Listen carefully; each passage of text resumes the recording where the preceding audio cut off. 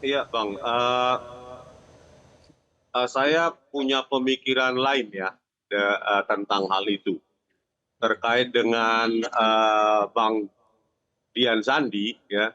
Kalau menurut Pak Rosuryo apa namanya layak dijadikan tersangka, saya punya pemikiran lain ya karena apa yang diupload oleh Bang Dian Sandi Utama itu kan menurut setelah bertemu dengan Pak Joko Widodo itu adalah memang ijazah yang ada atau yang sama dengan apa yang ada di tangan Pak Jokowi, begitu loh.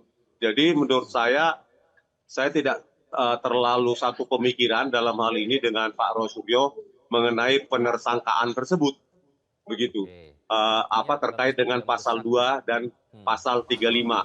Karena memang menurut keputusan KIP kan Hmm. apa namanya ijazah Pak Jokowi sebagai pejabat publik dalam hal ini presiden itu kan merupakan sudah dokumen terbuka, dokumen publik dan Hmm.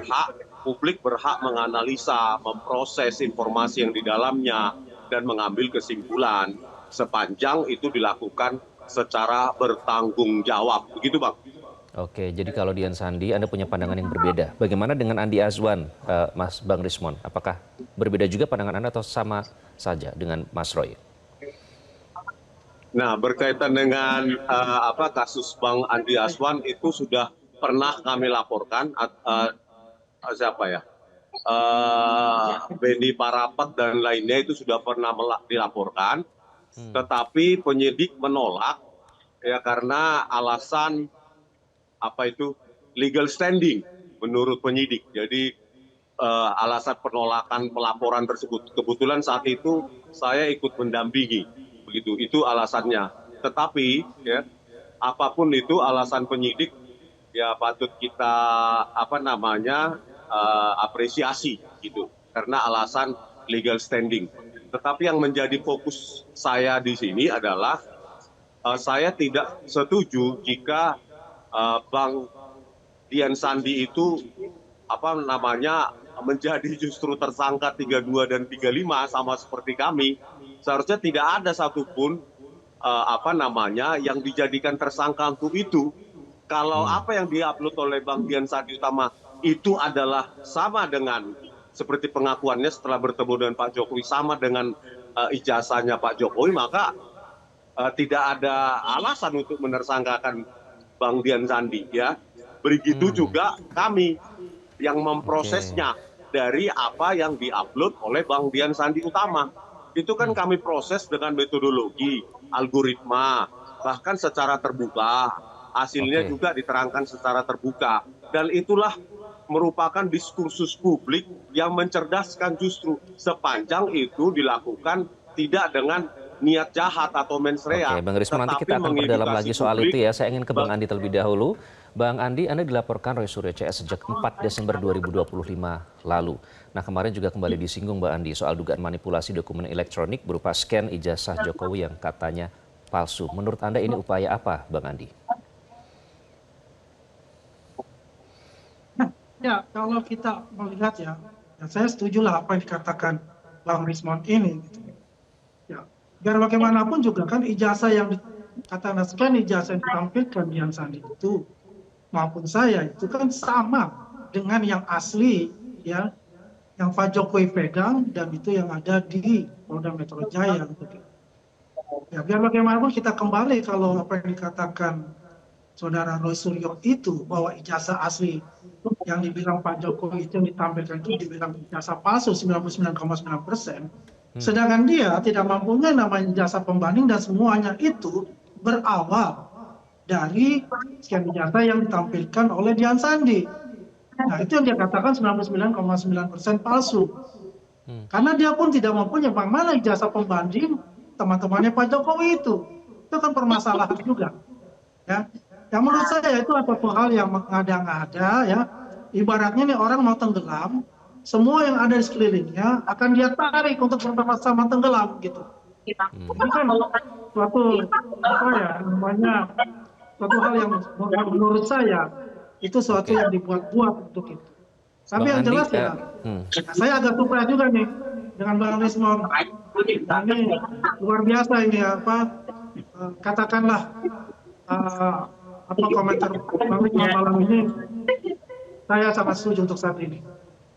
Kalau itu Bang tidak Andi, perlu ada yang namanya untuk dikatakanlah saling lapor atau melapor untuk masalah itu ya. Tapi yang jelas kalau masalah-masalah yang lain itu kan sudah diserahkan semua kepada penyidik. Penyidiklah yang menentukan dan proses-prosesnya kan sudah berjalan secara hukum untuk itu. Oke, Tapi jadi kalau saya mempercayakan katakan kepada tadi, penyidik yang sekarang kalau sedang Rasul yang menyidiknya. melaporkan Bang seperti Andi, itu, tapi itu saya satu hal yang ingin menurut saya bertanya soal status hal ya. yang Kalau absurd. kemarin kan dipermasalahkan kubu Mas Roy Suryo CS bahwa mereka ini adalah peneliti. Jadi sebenarnya tidak layak untuk dijerat dengan pasal hukum yang dituduhkan. Sementara Bang Andi Aswan ini kan bukan peneliti. Bagaimana Anda melihat soal itu jika argumennya seperti itu, Bang Andi? Dian Sandi maksud kami. Ya kan Dian kembali Sandi bukan lagi, peneliti. Bang. Dian Sandi. Kalau kita melihat bahwasanya klaim yang dikatakan oleh pada ini itu kan ada klaim dari pihak mereka, dan ini kan sudah dikatakanlah sudah masuk ke ranah hukum untuk itu. Penilaian kita secara subjektif itu tidak bisa kita katakan lagi karena itu sudah masuk ke ranah hukum, dan kita lihat saja seperti apa ya. Kalaupun itu nanti bertarung di pengadilan, yang kita buktikan secara bersama-sama evidence ya, ataupun juga saksi ahli dan saksi-saksi yang masing-masing pihak ini bisa mendukung untuk itu ya. Jadi kalau kita melihat itu adalah ya sudah, kita lihat, kita bertemu aja nanti di pengadilan seperti Oke, itu. baik. Ini kan sebenarnya sejak awal ya, Bang Rismon, Bang Andi, kita sudah beberapa bulan yang lalu sebenarnya mengikuti saja proses pengadilan, tapi kenyataannya nih masih bergulir sampai sekarang dan ada residu-residu yang ditimbulkan sejak kasus ini bergulir sejak awal. Nah, Bang Rismon, Bang Andi juga melaporkan Anda soal tuduhan ijazah palsu S2 dan S3 Yamaguchi di Jepang yang dianggap tidak sah.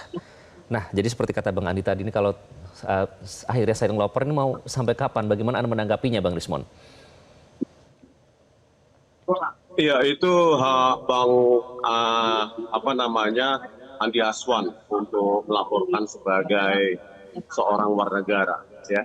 Tetapi perihal tentang Bang Dian Sandi, ya, saya ingin menanggapi lebih banyak lagi bahwa sebenarnya kami pernah bertemu di sebuah podcast untuk berbicara tentang hal itu. Cuma saya agak kecewa di mana Bang Dian Sandi itu tidak mengutarakan sumber dari mana beliau mendapatkan sumber file tersebut. Itu hak beliau untuk tidak mengungkapkan kepada kami.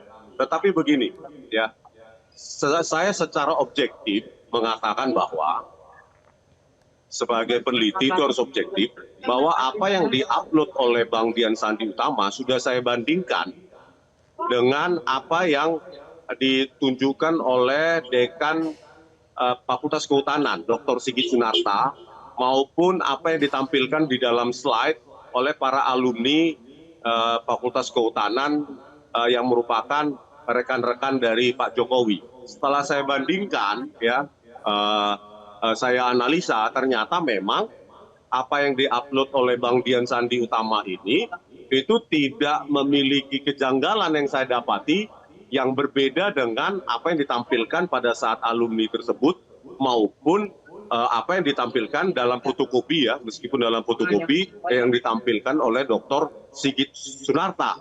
Nah, oleh karena itu saya berpendapat bahwa menurut saya ini ya Bang, ya, saya sedikit tidak sejalan dengan apa yang diungkapkan Bung Roy Suryo, karena secara objektif saya mengatakan tidak ada perubahan gitu. Apa yang diupload oleh Bang Dian Sandi Utama. Sekarang ada keraguan soal ijazah Jokowi palsu. Perubahan maksudnya pasal 32 dan 35 tersebut. Kalau terkait dengan sumber dari file tersebut yang menyebabkan itu bisa dilaporkan, saya juga tidak tahu, tidak sampai sedalam itu. Misalnya menyebarluaskan dan lain-lain, tetapi mengubah, ya, kalau kita bicara mengubah, itu memang saya dapati tidak ada perubahan. Saya harus objektif mengatakan itu.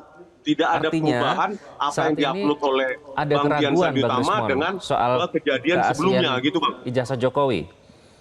Artinya saat ini Anda ragu begitu Iya, Bang. soal tuduhan ijazah palsu Jokowi. Sekarang ada keraguan di situ. Bukan keraguan, Bang. Kita kan bicara tentang penersangkaan Bang Dian Sandi. Di situ kan ada pasal 32 dan 35, mengubah dan segala macam. Nah, kalau saya objektif mengatakan tidak ada perubahan saya temukan apa yang diupload oleh Bang Dian Sandi Utama dengan dua kejadian sebelumnya yang ditampilkan oleh Dr. Sigit Sunarta maupun yang ditampilkan di dalam bentuk slide besar itu di sebuah stasiun TV juga saya analisa frame demi frame, itu tidak ada perubahan. Jadi kalau alasan penersangkaan karena perubahan, saya tidak setuju. Tetapi kalau karena file sumber, saya tidak tahu, Bang, apakah itu bisa dikenakan penersangkaan 32 dan 35, gitu aja, Bang. Baik, Bang Rismon, tapi Anda masih sependapat tidak yang dikatakan Bang Roy Suryo bahwa ijazah Jokowi itu 99% palsu?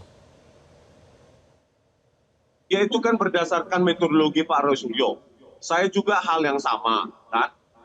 Nah, terakhir juga kita temui dari salinan ijazah untuk dipakai dalam pencalonan wali kota 2005-2010 itu kita temui identik dalam posisi stempel Universitas Gadjah Mada maupun tanda tangan, ya posisinya baik translasi maupun rotasi itu tidak ada variasi sama sekali, ya. Di samping tidak ada tanggal. Nah, kami temukan setelah kami analisa terbaru bahwa salinan ijazah yang terlegalisir itu identik untuk 2 kali penggunaan. Baik, Bang Rismon, saya harus 2005 maupun 2010. Masalah legalitas itu sah atau tidak, nah itu yang perlu kita tanyakan kepada KPUD Surakarta maupun KPU Pusat. Itu, Bang. Baik, Bang Rismon, saya harus ke Bang Andi dulu. Nah, ini nanti soal laporan Bang Rismon ini akan seperti apa ke depannya? Apakah terus akan dilanjutkan? Karena ini kan seperti semakin keruh ya. Kenapa tidak fokus saja di kasus ijazah, Bang Andi? Bukankah Pak Jokowi sudah bilang siap mengadu bukti di persidangan, Bang Andi? Ya, baik, Bang. Tadi kita dari jam 11 sampai jam 4 kita memang sudah di BAP ya, untuk masalah ijazah S2 dan S3 yang menguji Saudara Rismon, ya Bang Rismon ini, dan kita sudah di BAP dan sudah selesai dari jam 4 sore. Dan memang ini yang harus tetap berlanjut, harus memberikan suatu pembelajaran juga kepada publik ini. Semuanya harus terang benderang gitu, siapapun itu gitu, ya.